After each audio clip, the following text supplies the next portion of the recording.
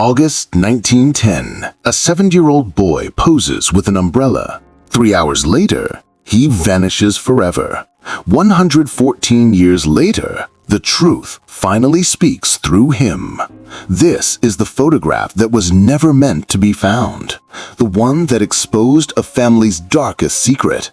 The one where a child left clues that would destroy his own parents. March 2024, photo conservator Elena Rodriguez was restoring damaged images for a Pennsylvania Historical Society when she opened a water-damaged album from an estate sale. Most photos were ruined, mold, water damage, completely unsalvageable. But one photograph survived.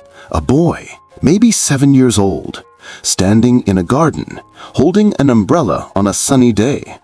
Elena almost moved past it, just another old portrait. But something stopped her. The boy's face. She zoomed in, enhanced the resolution, and her blood went cold. This child wasn't posing, he was begging. His eyes weren't looking at the camera, they were looking just left of it, at something or someone. The umbrella wasn't a prop, it was positioned like a pointer, aimed at the ground. And his expression.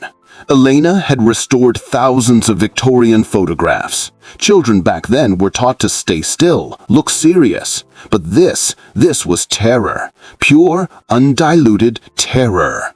She flipped the photo over. On the back, written in faded pencil, Benjamin Ward, August 14, 1910. Gone by sunset. God help us all. Gone by sunset. Elena's hand started shaking. She ran the photo through digital forensic software, enhanced every pixel, adjusted contrast, brought out details invisible to the naked eye. And that's when she saw it. The boy's pupils, reflecting two figures, adults, standing behind the photographer, watching him. The microexpression analysis showed something that made Elena actually gasp out loud. Benjamin's eyebrows were raised, pleading. His jaw was tight, pain. His lips were slightly parted, mid-breath, like he was trying to say something but couldn't.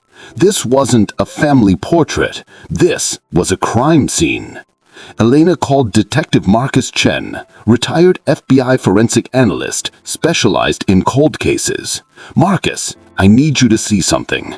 I think I found evidence of a murder from 1910. Marcus arrived within an hour, studied the photograph, ran it through facial recognition trauma analysis, and confirmed what Elena suspected. This child knew he was going to die. Look at his posture. He's not relaxed, he's rigid, like someone's threatening him. And this umbrella positioning, that's not natural. 7-year-olds don't hold umbrellas like that on sunny days. He's showing us something. They started digging. Benjamin Ward, born 1903, Philadelphia, Pennsylvania. Parents, Robert and Catherine Ward. Wealthy family, owned a textile business.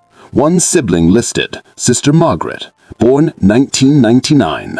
But here's where it got strange. Margaret Ward's death certificate dated July 1910, 1 month before Benjamin's photo. Cause of death, typhoid fever. But the city health records, no typhoid outbreak in Philadelphia in July 1910. No other cases reported, just Margaret. Marcus pulled up property records. The Ward family owned a country estate outside Philadelphia. Large garden, private, isolated. The same garden in Benjamin's photograph.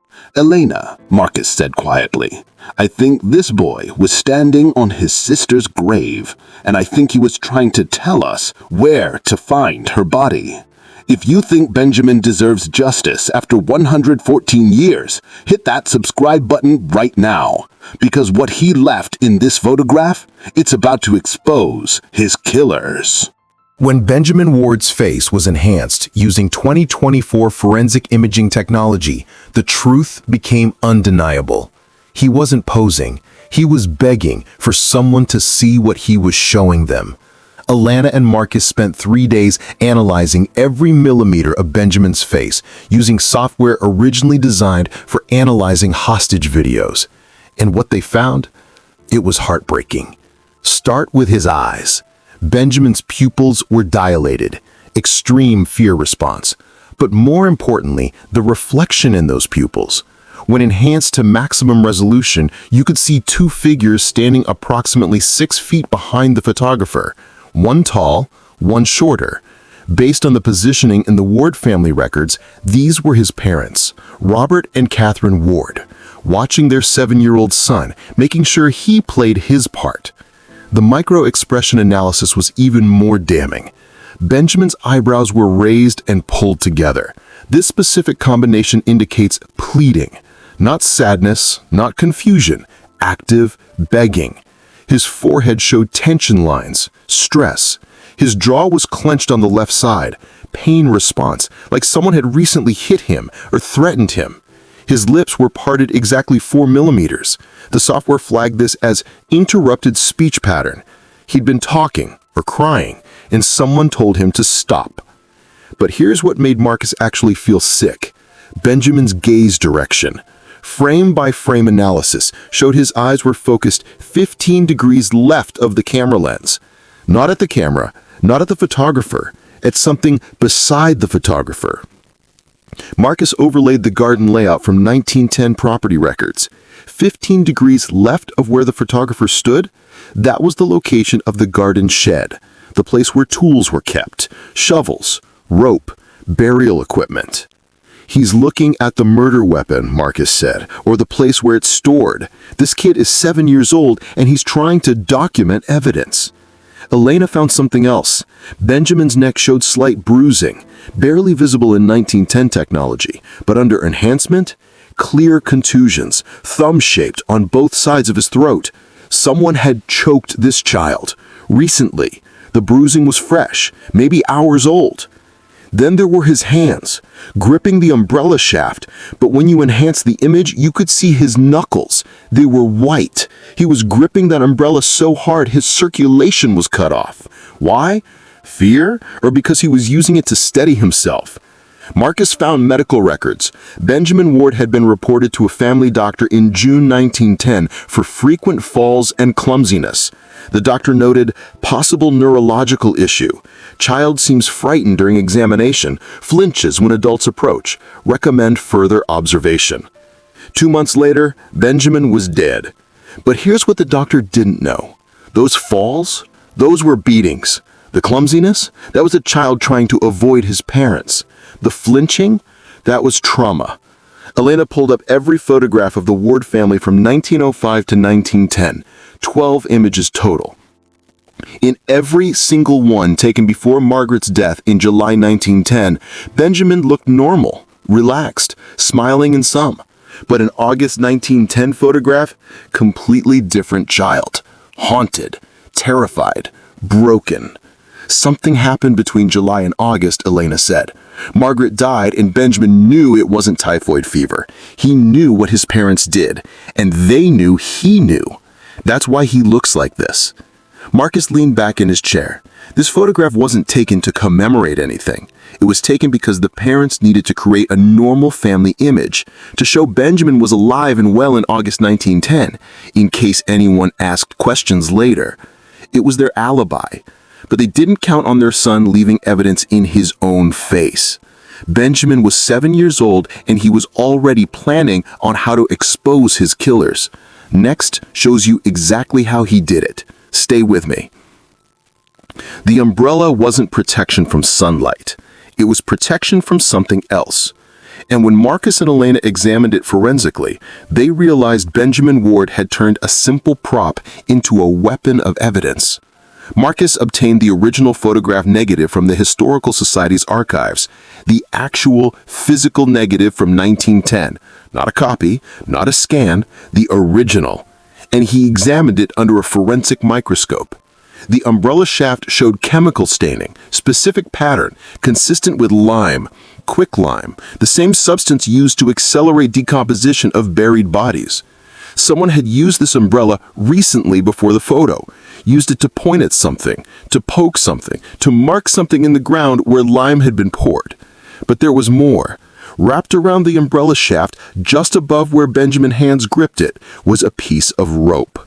Thin, maybe 6 millimeters in diameter, the kind used for binding, for tying, for strangling. Why would there be rope wrapped around a decorative umbrella? Marcus enhanced the image further. The rope wasn't decorative, it was functional, tied in a specific knot, a clove hitch, the same knot used in sailing, in construction, in securing loads. Robert Ward had worked in textiles. He knew knots. He knew how to tie things, how to bind things, how to make sure they didn't come loose. And when Marcus examined Benjamin's wrists in the photograph, he found what he was looking for. Rope burns. Faint, but visible under enhancement. Horizontal lines across both wrists. Fresh. Recent. This child had been tied up. Probably the night before. Probably while his parents decided what to do with him. The umbrella positioning was the final piece. Benjamin wasn't holding it casually. He was holding it at a specific angle, 45 degrees, pointed down, at the ground, at a specific spot. Marcus overlaid the photograph with the 1910 property survey. The umbrella tip was pointing at a location exactly 6 feet from where Benjamin stood. The location? A 4-foot by 6-foot rectangular patch of disturbed soil. Elena flew to Pennsylvania, got permission from current property owners, used ground-penetrating radar on the old Ward estate garden, and there it was. A void. Underground. Exactly where Benjamin's umbrella had been pointing. Exactly 4 feet by 6 feet. Exactly the size of a grave. The local police got involved. Excavation team. Forensic anthropologist. They dug carefully. 3 feet down, they found it. Bones. Small, child-sized, female. Age approximately 11 years old at time of death. Margaret was 11 when she died of typhoid fever, but typhoid doesn't explain the trauma to the skull. Blunt force, multiple impacts. Someone had beaten this child to death. And the chemical analysis of the soil? Quicklime, poured over the body to speed decomposition, to eliminate evidence, to make sure she disappeared. But Benjamin had seen it happen. He'd watched his parents kill his sister, probably witnessed the burial, saw where they put her, and when they forced him to pose for that photograph in August 1910, they did something brilliant. He used the umbrella to mark the grave. He pointed directly at it, documented its location, created a visual record that would survive 114 years. The rope wrapped around the umbrella? That was the murder weapon. His parents had strangled Margaret with rope, and they'd left it on the umbrella thinking no one would notice. But Benjamin noticed. He positioned it, made sure it was visible, made sure anyone who looked closely would see. A 7-year-old child turned a family portrait into a crime scene diagram, and his parents had no idea. You're looking at evidence left by a 7-year-old genius. Act 4 reveals the grave he was literally standing on. This gets darker. When forensic specialists enhanced the ground beneath Benjamin Ward in the photograph, everyone in the lab stopped breathing.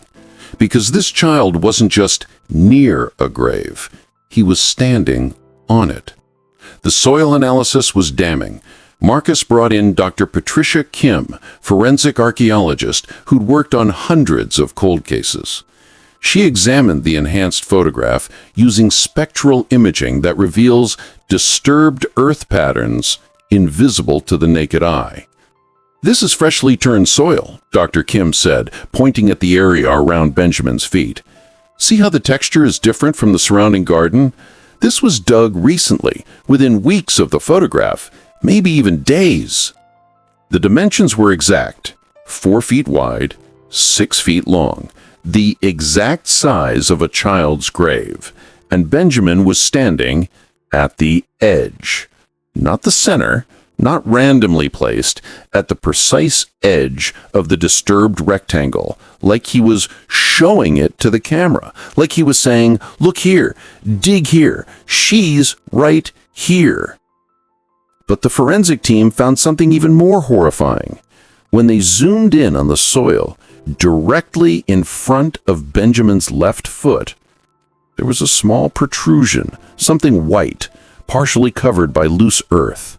Dr. Kim enhanced it, adjusted the contrast, and identified it immediately. Bone. a fragment of bone, approximately 2 inches long, based on size and shape, likely from a child's femur. Margaret Ward's grave had been dug so shallow that pieces of bone were already surfacing. The lime Robert and Catherine Ward poured on the body was accelerating decomposition, pushing fragments up through the loose soil.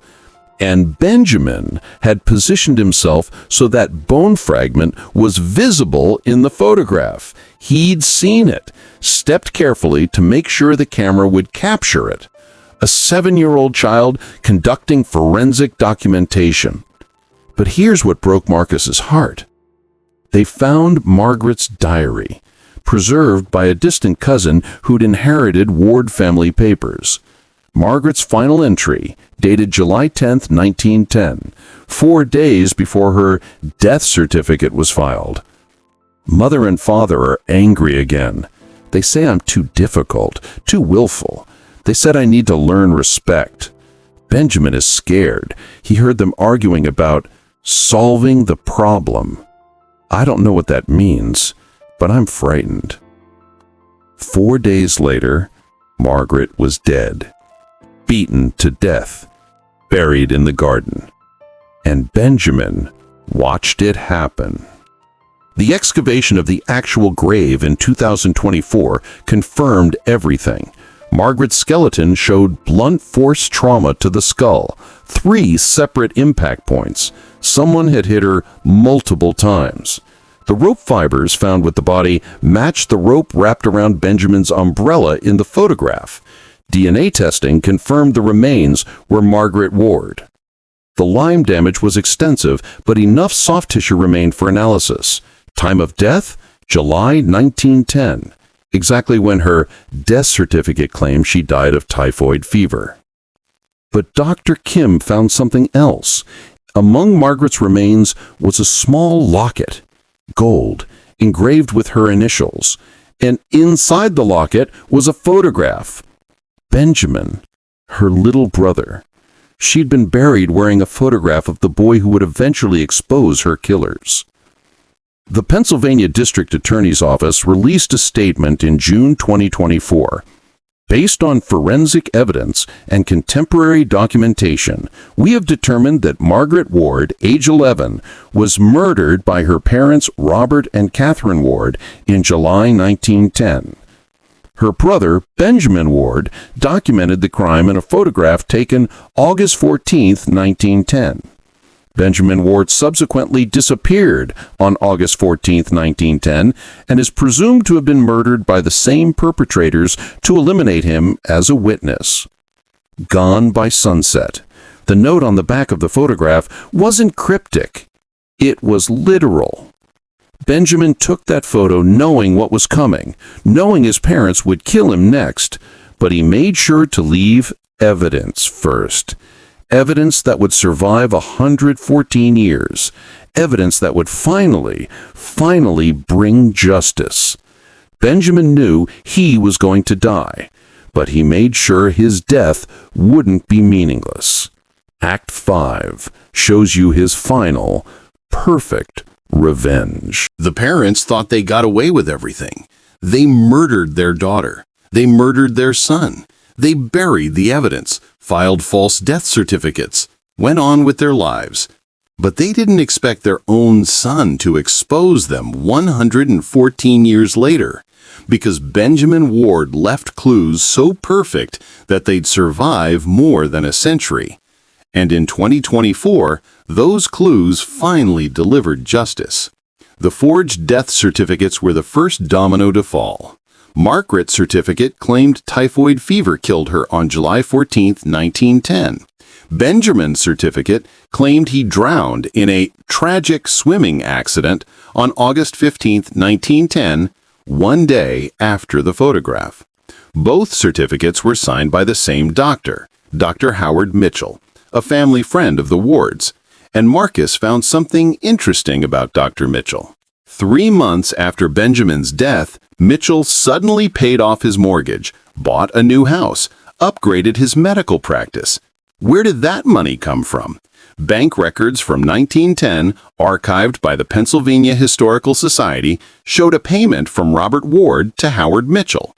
$1,500, a fortune in 1910. The notation on the bank transfer? Medical consultation services. Robert Ward paid the doctor to falsify both death certificates to cover up both murders, but the paper trail remained. Then Elena found the mother's confession. Not a public confession, a private one. Catherine Ward kept a diary. Her great-granddaughter had donated it to a university archive in the 1980s, but no one had read it carefully. Because who pays attention to Victorian-era women's diaries about household management and social calls? But Elena read every page. And in October 1910, 2 months after Benjamin's death, Catherine Ward wrote this: "I cannot sleep. I see his face, Benjamin's face, the way he looked at me in the garden. He knew. He knew what we'd done to Margaret, and he was going to tell.